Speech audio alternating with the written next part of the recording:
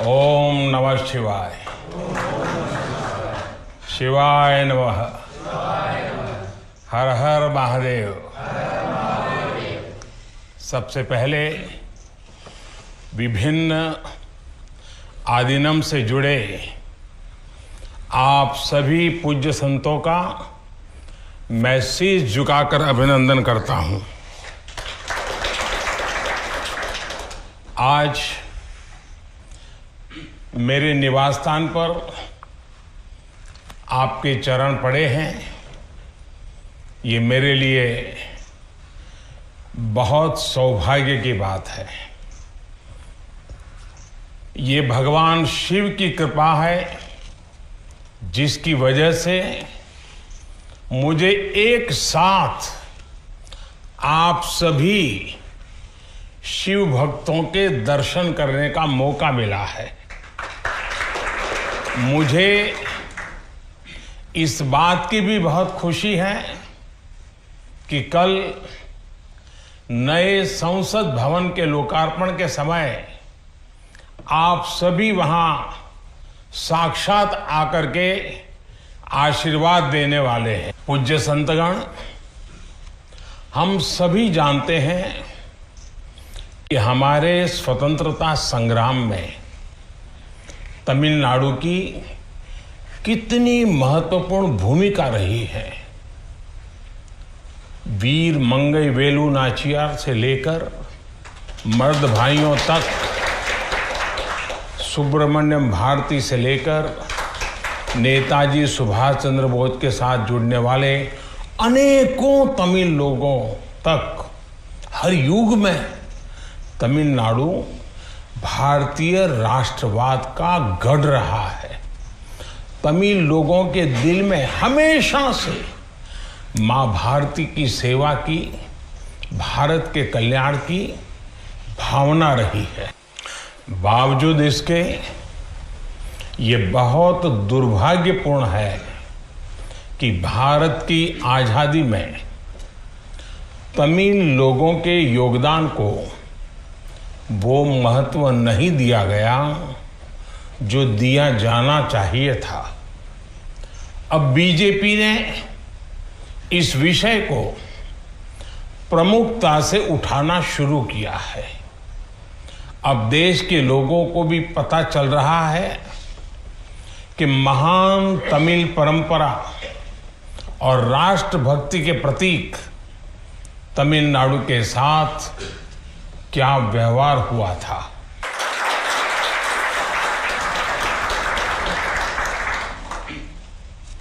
जब आजादी का समय आया तब सत्ता के हस्तांतरण के प्रतीक को लेकर प्रश्न उठा था। इसके लिए हमारे देश में अलग अलग परंपराएं रही हैं, अलग अलग रीति रिवाज भी रहे हैं, लेकिन उस समय राजा जी और आदिनम के मार्गदर्शन में हमें अपनी प्राचीन तमिल संस्कृति से एक पुण्य मार्ग मिला था। ये मार्ग था सेंगोल के माध्यम से सत्ता हस्तांतरण का। तमिल परंपरा में शासन चलाने वाले को सेंगोल दिया जाता था। सेंगोल इस बात का प्रतीक था कि उसे धारण करने वाले व्यक्ति पर देश के कल्याण की जिम्मेदारी है और वो कभी कर्तव्य के मार्ग से विचलित नहीं होगा। सत्ता हस्तांतरण के प्रतीक के तौर पर तब 1947 में 1947 में पवित्र तिरुवावड़ुतुरई आदिनम द्वारा एक विशेष सेंगोल तैयार किया गया था। आज उस दौर की तस्वीरें हमें याद दिला रही हैं कि तमिल संस्कृति और आधुनिक लोकतंत्र के रूप में भारत की नियति के बीच कितना भावुक और आत्मीय संबंध रहा है।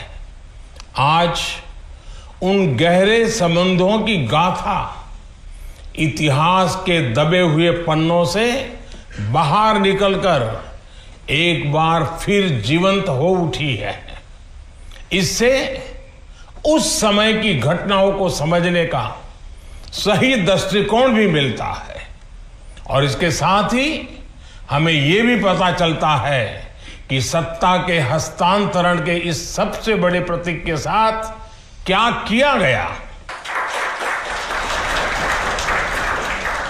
मेरे देशवासियों, आज मैं राजा जी और विभिन्न आदीनम की दूरदर्शिता को भी विशेष तौर पर नमन करूंगा।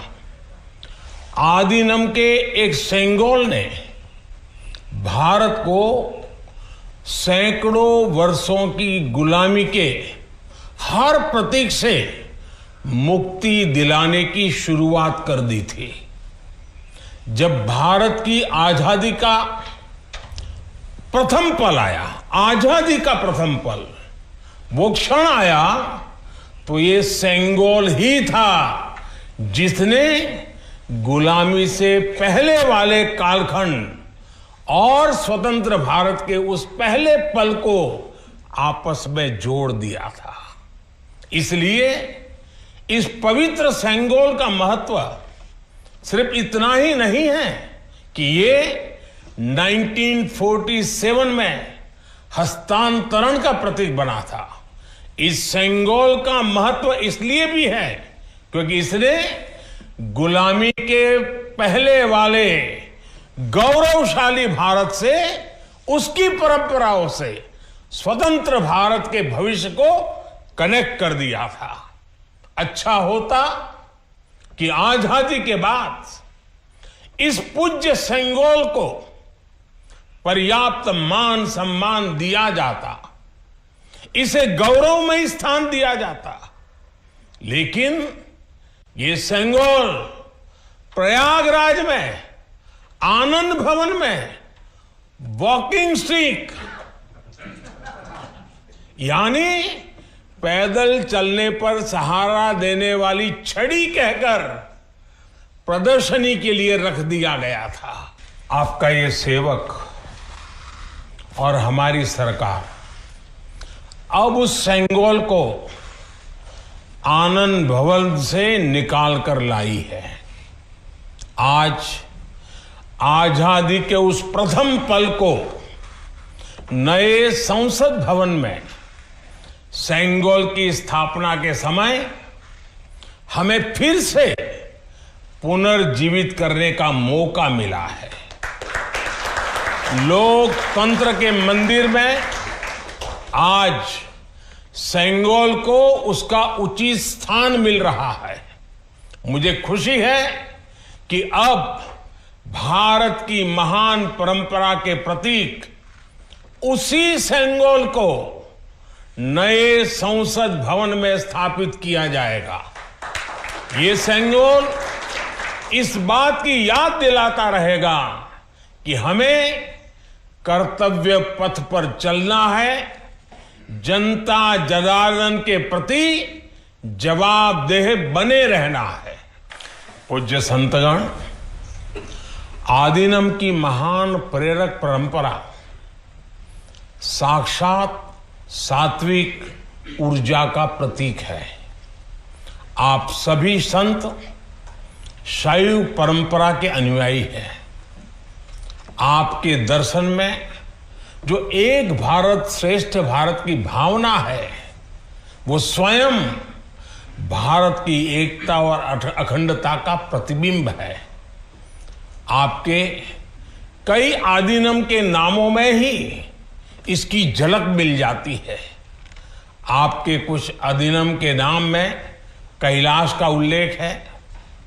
ये पवित्र पर्वत तमिलनाडु से बहुत दूर हिमालय में है, फिर भी ये आपके हृदय के करीब है। शैव सिद्धांत के प्रसिद्ध संतों में से एक तिरुमूलर के बारे में कहा जाता है कि वो कैलाश पर्वत से शिव भक्ति का प्रसार करने के लिए तमिलनाडु आए थे। आज भी उनकी रचना तिरुमंदिरम के श्लोकों का पाठ भगवान शिव की स्मृति में किया जाता है। अपर, समंदर, सुंदरर और माणिका वासगर जैसे कई महान संतों ने उज्जैन, केदारनाथ और गौरीकुंड का उल्लेख किया है। जनता जनार्दन के आशीर्वाद से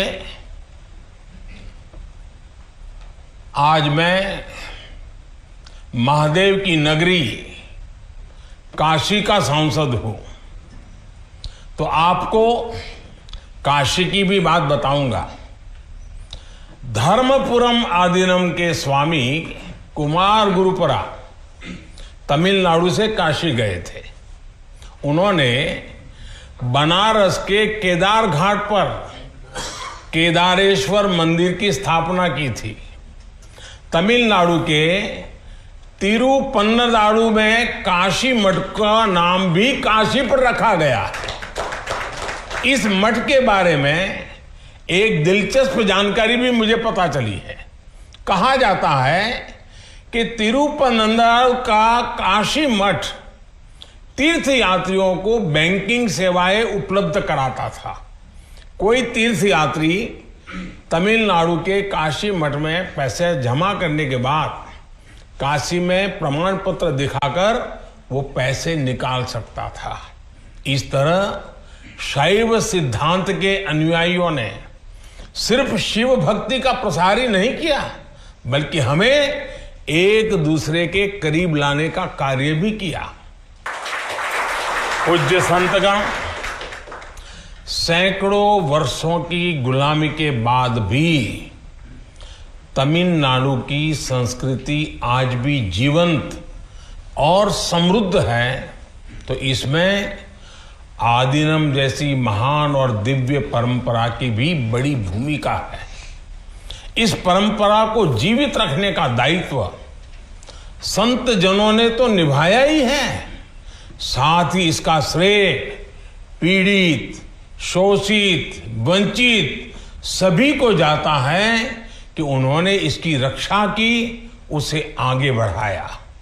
राष्ट्र के लिए योगदान के मामले में आपकी सभी संस्थाओं का इतिहास बहुत गौरवशाली रहा है। अब उस अतीत को आगे बढ़ाने, उससे प्रेरित होने और आने वाली पीढ़ियों के लिए काम करने का समय है। पूज्य संतगण, देश ने अगले 25 वर्षों के लिए कुछ लक्ष्य तय किए हैं। हमारा लक्ष्य है कि आजादी के 100 साल पूरे होने तक एक मजबूत, आत्मनिर्भर और समावेशी विकसित भारत का निर्माण हो। 1947 में 1947 में आपकी महत्वपूर्ण भूमिका से कोटि कोटि देशवासी पुनः परिचित हुए हैं। आज जब देश 2047 के बड़े लक्ष्यों को लेकर आगे बढ़ रहा है, तब आपकी भूमिका और महत्वपूर्ण हो गई है। आपकी संस्थाओं ने हमेशा सेवा के मूल्यों को साकार किया है। आपने लोगों को एक दूसरे से जोड़ने का, उनमें समानता का भाव पैदा करने का बड़ा उदाहरण पेश किया है। भारत जितना एकजुट होगा उतना ही मजबूत होगा।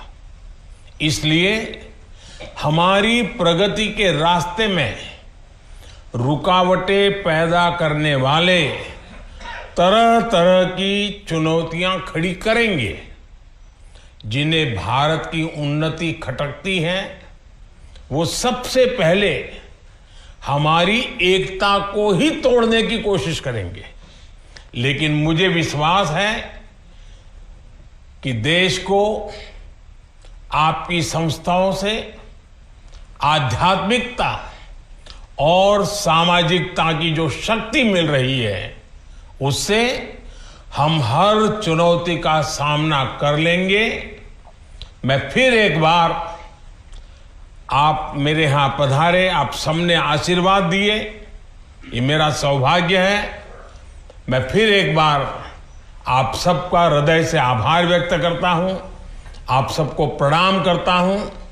नए संसद भवन के लोकार्पण के अवसर पर आप सब यहां आए और हमें आशीर्वाद दिया, इससे बड़ा सौभाग्य कोई हो नहीं सकता है। और इसलिए मैं जितना धन्यवाद करूं उतना कम है। फिर एक बार आप सबको प्रणाम करता हूं। ओम नमः शिवाय। वणकम। हर खबर का मतलब ब्रेकिंग न्यूज नहीं, हर बहस का मतलब हंगामा नहीं। हरियाणा की सारी खबरें केवल हरियाणा बुलेटिन पर। सीधी बात, नो बकवास।